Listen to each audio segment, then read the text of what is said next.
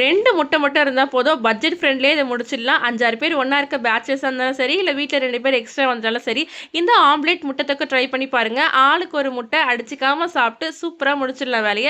இது சாதம், சப்பாத்தி, இட்லி, தோசைக்கெல்லாம் செம்ம டேஸ்ட்டா இருக்கும். செய்யலாமா? ஒரு பவுல்ல 2 முட்டைய உடைச்சு ஊத்திக்கோங்க. அதுல பிஞ்ச் ஆஃப் சால்ட், வெறுமிளகாய் தூள், மஞ்சத்தூள் சேர்த்து நல்லா பீட் பண்ணிட்டு, ஒரு பணியார கல்லுல நல்லா சூடானதும் கொஞ்சம் கொஞ்சமா எண்ணெய் சேர்த்துட்டு, ஒரு குழி கரண்டில ஒரு குழியிலயுமே கொஞ்சம் கொஞ்சமா அந்த பீட் பண்ண முட்டைய சேர்த்துட்டு, நல்லா ஒரு சைடு வெந்த பிறகு இந்த மாரி ஃப்ளஃபியானதும் திருப்பி விடுங்க. திருப்பி விட்டு ஒரு 2 செகண்ட் நல்லா வெந்து வந்ததும் ஒரு தட்ட ட்ரான்ஸ்ஃபர் பண்ணி எடுத்து வச்சுக்கோங்க. இப்போ ஒரு பேன்ல 4 டேபிள் ஸ்பூன் எண்ணெய், கடுகு, உளுத்தம் பருப்பு, ஜீரகம், சோம்பு, கருவேப்பிலை, 2 வெங்காயம் சேர்த்து நல்லா வதக்கிக்கோங்க. 1 டேபிள் ஸ்பூன் இஞ்சி பூண்டு பேஸ்ட், 3 தக்காளி சேர்த்துக்கலாம். 2 டேபிள் ஸ்பூன் குழம்பு மிளகாய் தூள், 1 டேபிள் ஸ்பூன் பெப்பர் தூள், ஜீரகத்தூள், சோம்பு தூள், கொஞ்சமா உப்பு சேர்த்துக்கோங்க. அது கூட நல்லா கலந்து கொடுத்துட்டு 1/4 கிளாஸ் தண்ணி சேர்த்து நல்லா எண்ணெய் பிரிஞ்சு வரும்போது நம்ம ரெடி பண்ணி வச்சிருக்க ஆம்லெட் துண்டுகளையும் சேர்த்து நல்லா கலந்து விட்டுட்டு லாஸ்ட்டா 1 டேபிள் ஸ்பூன் கரம் மசாலா தூவி இறக்குனீங்கன்னா சூப்பரான முட்டை தொக்கு ரெடி. ட்ரை பண்ணுங்க. மறக்காம நம்ம சேனலை சப்ஸ்கிரைப் பண்ணிக்கோங்க. டாடா.